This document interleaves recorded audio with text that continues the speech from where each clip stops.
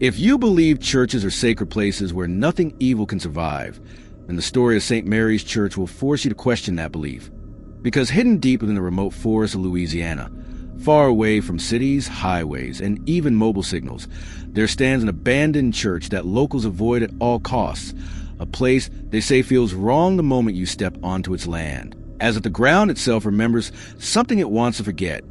St. Mary's Church was built in 1872 by early settlers who claimed the land was cheap because no one wanted it, as strange things have been happening there long before the church was built,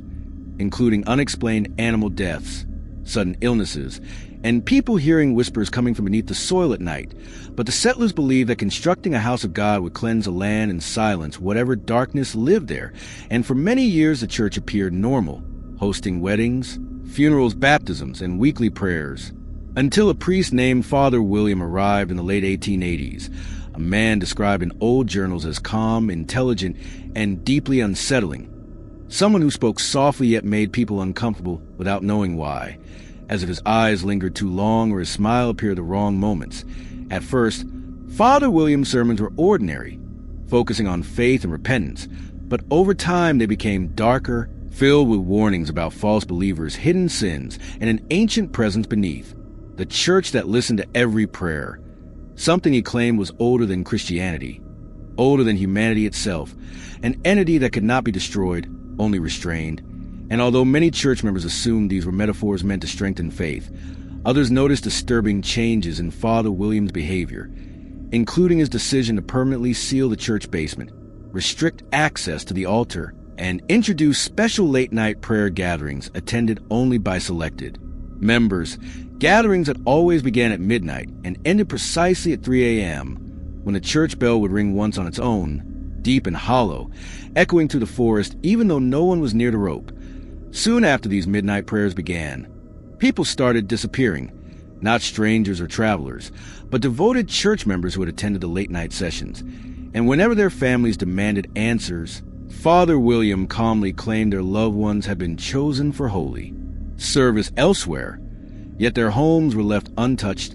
food still on tables, clothes still folded, beds still warm, as if they had vanished mid-moment,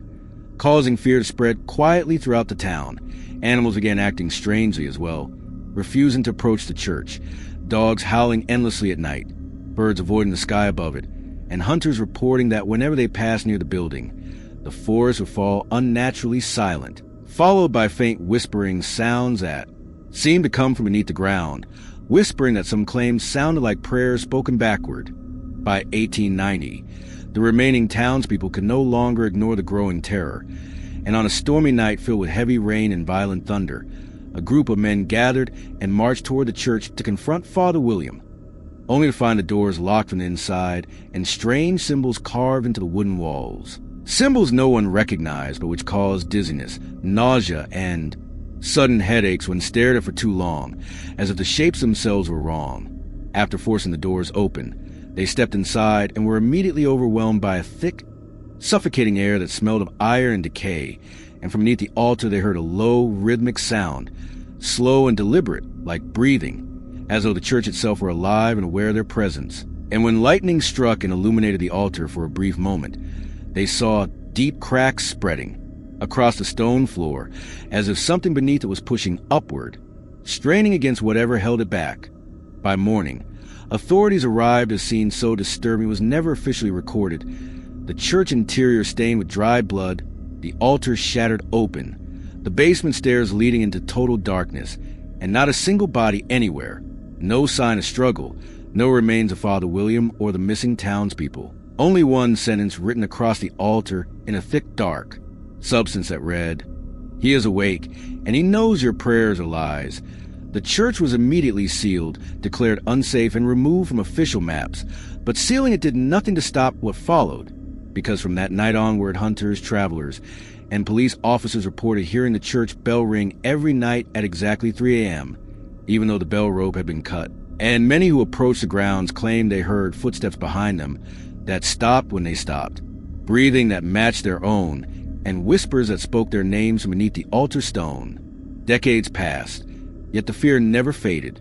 Parents warned their children never to follow bells in the forest, never to answer voices calling their names at night, and never step inside St. Mary's Church after sunset, because those who dared to look through its shattered windows claimed they saw shadows moving beneath the altar, slow, patient, and watching, as if something ancient was still, trapped there, listening, waiting, and remembering every soul that ever believed the church could save them. Years later, long after the townspeople had abandoned St. Mary's Church and the forest had begun swallowing its broken walls, a secret paranormal investigation team decided to explore the church, determined to document the unexplained phenomena that had haunted Louisiana for over a century. A team composed of experienced ghost hunters, psychics, and technical specialists who had worked in some of the most notoriously haunted places in the country, but none of them were prepared for what awaited them inside this cursed building. For even before they entered, the forest around the church seemed to reject their presence. Their compasses spun wildly, GPS signals failed, and an unnatural silence hung in the air, broken only by the occasional rustling of leaves that sounded like footsteps echoing too close behind them, though no one was there. And as the team approached, the bell above the church tower suddenly rang, a single heavy toll that shook the air with a sound that seemed alive, vibrating in their chests, and immediately they felt an oppressive weight pressing down on their shoulders, a pressure that made breathing difficult and thoughts heavy, as though something unseen was evaluating their worthiness to enter. Once inside, the air was thick, metallic, and sweet,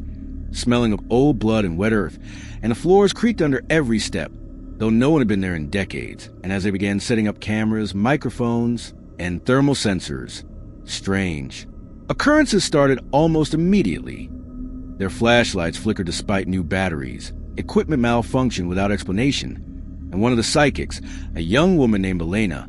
felt a presence pressing against her back, whispering her name in a voice both soft and threatening, a voice that promised pain and terror as she turned around.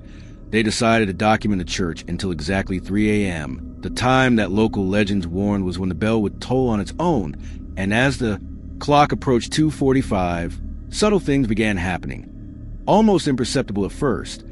Shadows that didn't match their movements, low murmurs coming from corners where no one stood, and an inexplicable chill that seemed to move with them from room to room. Following, watching, then at 2:59, the church became deathly still.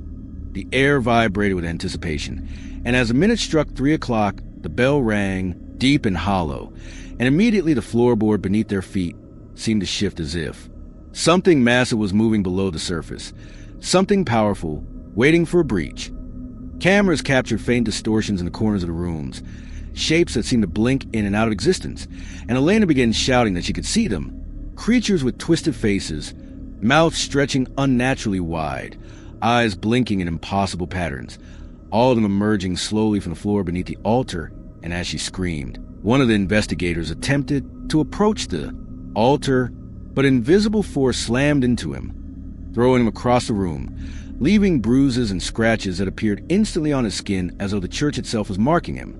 The whispers grew louder, voices overlapping in a chorus of agony,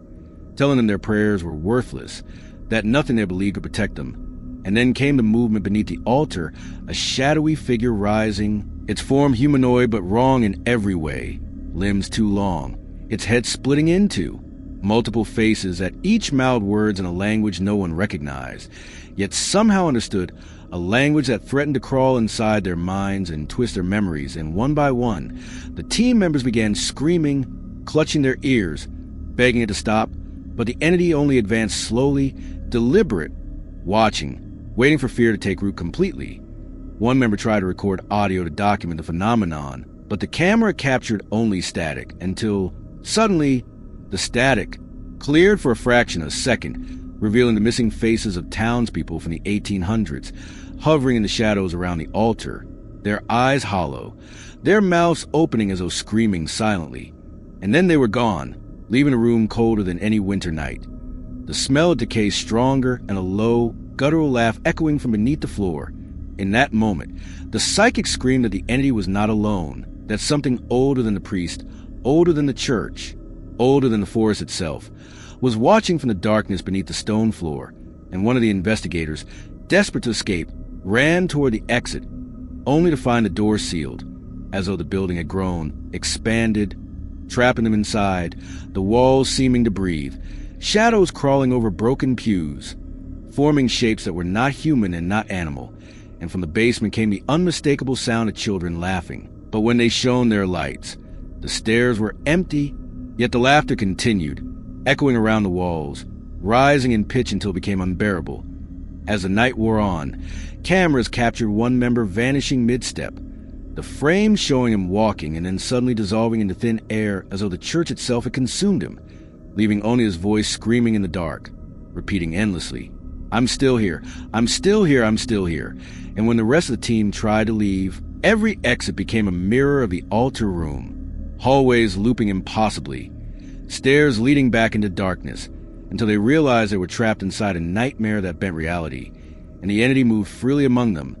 indistinguishable from shadow, sometimes appearing as a loved one, sometimes as a faceless figure, all the while whispering secrets about their lives that no one else could know, things that twisted their minds with guilt, shame, and fear. By the time the clock neared dawn, only 3 of the original team members remained conscious, shaking, muttering incoherently, their hair soaked with sweat, their hearts racing as the building calmed just enough to let them stumble toward the exit. But when they broke the threshold into morning light, they realized one member was missing, vanished without a trace, and when authorities later reviewed the cameras, they discovered footage that had never been seen by anyone. The altar stone split open beneath the entity, revealing a pit of writhing, shadowy forms, faces pressed against the darkness, screaming silently, and a single message scrawled in black across the floor, visible for only a second on the footage: "The next will not leave." And since that day, locals have sworn the church bell continues to ring on nights with no wind, the air around the building thick, with invisible eyes watching, waiting, and some will end a report hearing whispers of the vanished investigator's voice, still trapped in the church, warning them too late that St. Mary's is alive, patient, and hungry, and always remembers those who dare to disturb it. Years after the horrifying events of the 2005 investigation, St. Mary's Church remained untouched by time, though the forest had begun swallowing its broken walls and collapsed roof, and yet somehow the legend persisted, whispered in towns nearby, circulated online in obscure forums, and discussed in hushed tones by paranormal enthusiasts who had never dared enter the cursed grounds. In 2023, a popular YouTuber named Michael, known for exploring haunted locations across the United States, decided to document St. Mary's Church, dismissing the century-old warnings as superstition and exaggeration, and he arrived with his camera crew, equipment, and a false sense of bravado, laughing off the stories of missing investigators, disappearing townspeople, and the bell that tolled on its own at 3 a.m., claiming that this would be his most watched video yet, unaware that the church had been waiting, patient, and attentive, for it does not merely exist, it observes, remembers, and reacts to those who trespass. From the moment they approached the forest path leading to the church, Michael felt an unnatural pressure in the air, a heaviness that seemed to push against him with every step, and the cameras began to glitch almost immediately, displaying static that occasionally cleared for fractions of a second to reveal dark shapes darting across the floors, shapes that vanished when he blinked, as though the building itself was testing him, gauging his fear. And when they finally reached the church door, the bell above tolled once, low and hollow, a sound that reverberated through the forest and into their bones, causing shivers, nausea, and a sense that they were being watched by eyes unseen. Inside, the air was thick, stale, and metallic, smelling of blood, wet stone, and decay, and the pews were rotted, covered in moss, yet they felt alive under Michael's fingers, vibrating faintly as though something underneath was stirring, while the altar stone cracked and, splintered from decades of neglect, seemed to pulse in rhythm with the 3 a.m. bell, and the camera crew began recording immediately, documenting every shadow, every flicker of movement, as whispers began, faint at first, indistinct murmurs that seemed to speak directly into their minds, revealing secrets, sins, and fears that no one should have known, pressing them with guilt and dread so powerful it made them stumble and clutch their heads. At exactly 2:58, Michael turned to the cameras, joking to his crew about how silly the legends were, but his voice faltered as the air grew unnaturally cold, freezing the sweat on his skin and causing the lenses to fog instantly. And then the bell struck 3 o'clock, ringing once but with a resonance that seemed endless, echoing to the forest, through the building and through their minds, and immediately, shadows began crawling along the walls, twisting and bending like living smoke, forming faces, some familiar, some grotesque, that leered, smiled, and whispered, "You will not leave." The floorboards under their feet shifted as though breathing, and Michael's camera captured a shadow emerging from beneath the altar, a figure that was humanoid yet horribly distorted, its arms too long, its faces multiply as it moved.